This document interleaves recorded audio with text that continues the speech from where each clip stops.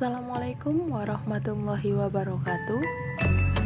Kami mahasiswi Fakultas Ekonomi Program Studi Pendidikan Ekonomi Kelas A Sambuk 2018 Universitas Negeri Medan. Kami dari kelompok 2 mata kuliah Ekonomi Sumber Daya Alam dan Lingkungan yang terdiri dari Adela Revandi dan Puspita Sari Tamani dengan dosen pengampu Bapak Dr. Muhammad Fitri Ramadana, SPMSI. Di sini kami akan menjelaskan tentang konsep dasar pengelolaan ekonomi sumber daya alam. Baiklah, pada materi konsep dasar pengelolaan ekonomi sumber daya alam ini, adapun submateri yang akan kami jelaskan yang pertama, model dan pemanfaatan sumber daya alam, yang kedua, pola perkembangan produksi, yang ketiga, sumber daya alam dan pertumbuhan ekonomi, dan yang terakhir, pengelolaan sumber daya alam. Langsung saja kita masuk ke materi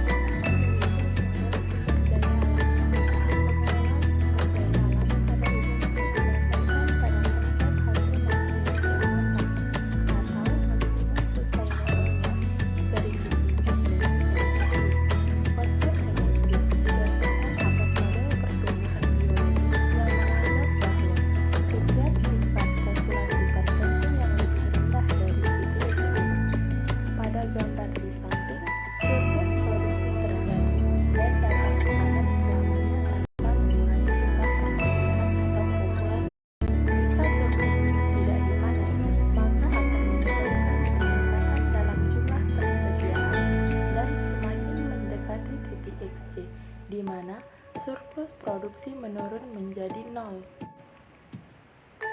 Apabila surplus produksi sama dengan hasil yang mantap, ini berarti bahwa efisiensi dicapai pada tingkat populasi dengan surplus tertinggi, yaitu pada laju pertumbuhan populasi yang maksimum atau pada populasi setinggi XM.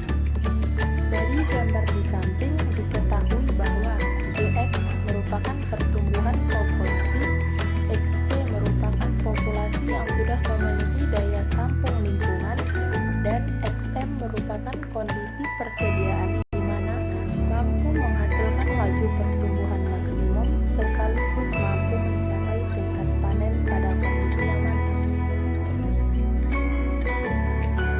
Dari selanjutnya, sumber daya alam.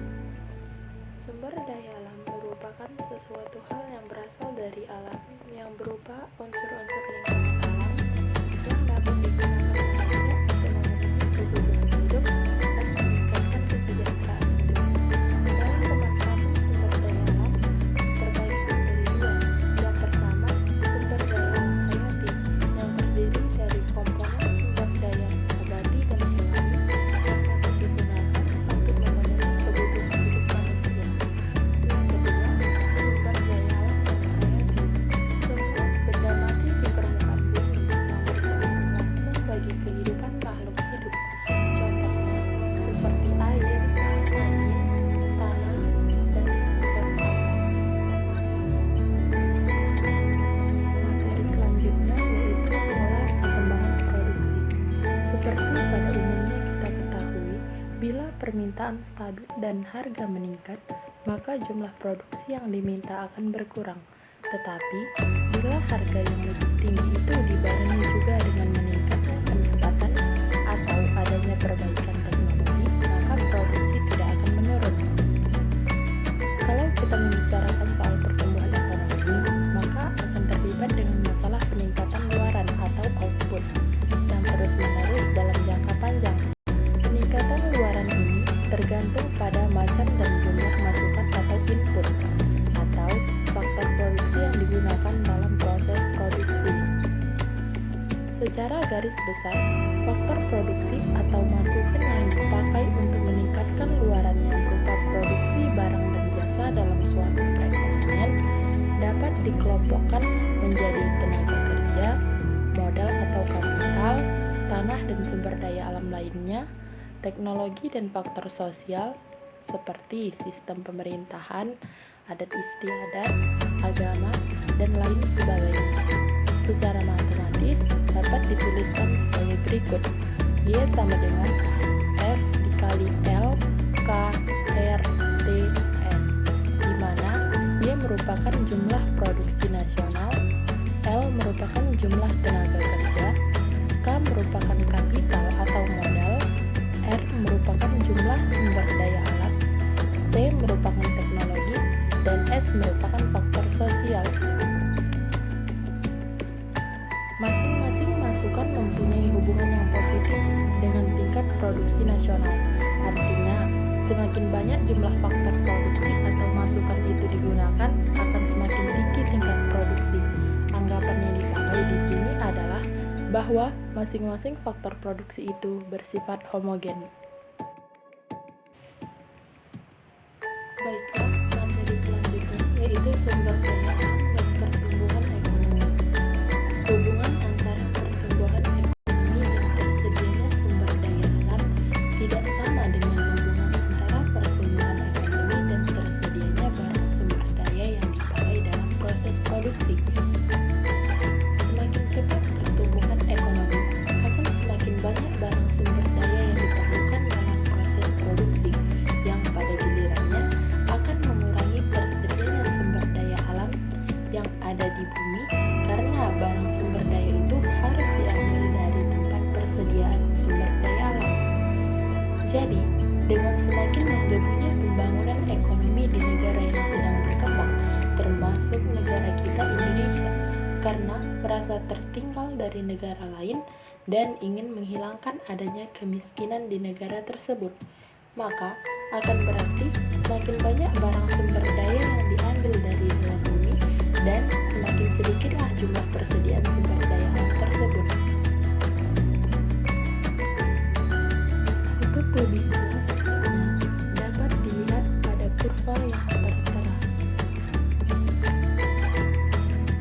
Kedua kurva tersebut menggambarkan hubungan antara pertumbuhan ekonomi dan barang sumber daya, dan pada kurva kedua menggambarkan hubungan antara pertumbuhan ekonomi dengan persediaan sumber daya alam.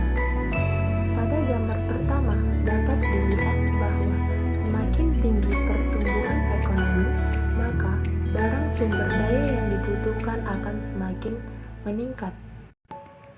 Dalam hal ini berarti adanya hubungan positif antara pertumbuhan ekonomi dengan barang sumber daya. Selanjutnya pada gambar kedua menjelaskan bahwa hubungan antara pertumbuhan ekonomi dengan sumber daya alam, semakin tinggi sumber daya alam yang dibutuhkan, maka pertumbuhan ekonomi pun akan semakin banyak. Dalam hal ini menunjukkan bahwa adanya hubungan negatif antara pertumbuhan ekonomi dengan sumber daya alam. Materi selanjutnya yaitu pengelolaan sumber daya alam. Pengelolaan sumber daya alam merupakan pengelolaan lahan, air, tanah, tumbuhan, dan hewan dengan fokus terutama pada pengelolaan yang mempengaruhi kualitas hidup manusia, baik untuk generasi sekarang maupun yang akan datang. Pengelolaan sumber daya alam berkaitan dengan interaksi antara manusia dengan lingkungan. Hal itu mencakup rencana penggunaan lahan, pengelolaan air, konservasi keanekaragaman hayati, dan industri keberlanjutan seperti pertanian, pertambangan, pariwisata, perikanan, dan kehutanan. Itu menunjukkan bahwa manusia dan mata pencahariannya masih bergantung pada kesehatan dan produktivitas lingkungan. Pernyataan tersebut dikutip dari Anonim tahun 2010. Pada umumnya, pengelolaan sumber daya alam terbagi menjadi 4. Yang pertama, pengelolaan sumber daya alam pada sektor pertanian. Sektor pertanian merupakan sektor yang sangat penting dan strategis, bukan hanya pada sektor ekonomi, tapi juga pada sektor politik. Dalam garis-garis besar haluan negara selama pemerintahan Orde Baru disebutkan bahwa prioritas pembangunan nasional adalah pada sektor pertanian. Upaya-upaya yang telah dilakukan pemerintah untuk mengembangkan sektor pertanian antara lain melalui peningkatan teknologi, penambahan input, maupun melalui kebijakan-kebijakan pemerintah. Di Indonesia, peningkatan teknologi ditunjukkan dengan adanya revolusi hijau pada tahun 1970. Perkembangan revolusi hijau terjadi sebagai akibat dari adanya interaksi atau hubungan yang erat antara pengembangan teknologi dan ilmu pengetahuan. Sumber daya atau input yang digunakan dalam produk pertanian biasanya dibedakan menjadi dua, yaitu sumber daya internal dan eksternal. Dalam sumber daya internal, sumber ini merupakan sumber daya yang berasal dari alam seperti tanah, air, dan bibit. Sementara dalam sumber daya eksternal berasal dari luar atau selain sumber daya alam seperti traktor, pupuk, pestisida, dan bahan kimia lainnya. Selain penggunaan teknologi dan penambahan input untuk meningkatkan produksi sektor pertanian, didukung pula oleh peran pemerintah melalui kebijakan-kebijakan di Indonesia. Perkembangan sektor pertanian diawali dengan program intensifikasi pertanian, dikutip dari Sutikno pada tahun 2006. Selanjutnya, pengelolaan sumber daya alam yang kedua dilihat pada sektor pertambangan. Tujuan pengelolaan sumber daya alam pada sektor ini adalah untuk mencapai optimalisasi pemanfaatan sumber daya mineral, batu bara, panas bumi, dan air tanah melalui usaha pertambangan dengan prinsip gold mining practice. Beberapa kegiatannya antara lain sebagai berikut. Yang pertama, penyusunan regulasi. Yang kedua, pembinaan dan pengawasan kegiatan penambangan. Yang ketiga, pengawasan produksi, pemasaran, dan pengelolaan mineral batu bara. Yang keempat, evaluasi perencanaan produksi. Dan yang terakhir, evaluasi pelaksanaan kebijakan program pengembangan di masyarakat. Adapun pengelolaan sumber daya alam yang ketiga yaitu dilihat pada sektor perikanan. Pengelolaan sumber daya alam pada sektor perikanan bertujuan untuk mengelola dan mendayagunakan potensi sumber daya laut, pesisir, dan pulau-pulau kecil optimal, adil, dan lestari melalui keterpaduan antara berbagai pemanfaatan sehingga memberikan kontribusi yang layak bagi pembangunan nasional, pembangunan daerah, dan peningkatan kesejahteraan rakyat. Beberapa kegiatan pokoknya antara lain sebagai berikut. Yang pertama, perumusan kebijakan dan penyusunan peraturan dalam pengelolaan sumber daya laut. Yang kedua, pengelolaan sumber daya pesisir, laut, dan pulau-pulau kecil secara efisien.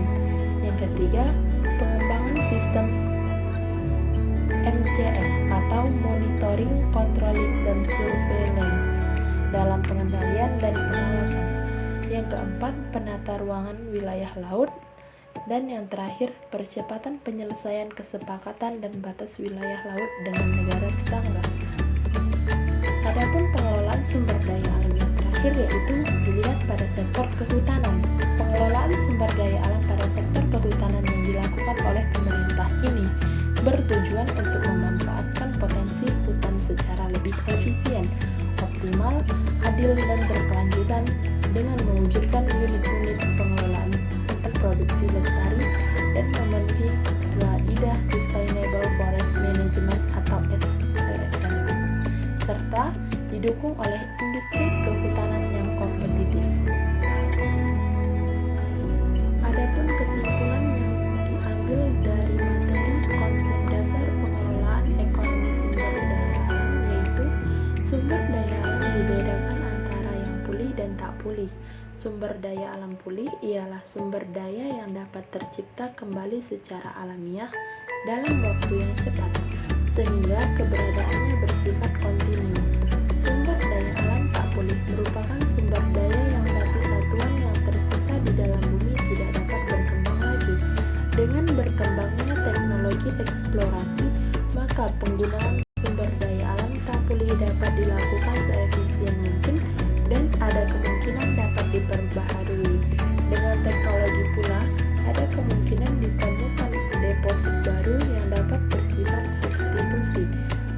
sumber daya alam pulih. Jika penanganannya dilakukan dengan sembarangan, akan dapat mempercepat kepunahan yang selanjutnya menjadi sumber daya alam pulih.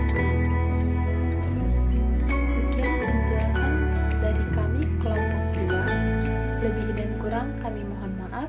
Terima kasih. Wassalamualaikum warahmatullahi wabarakatuh.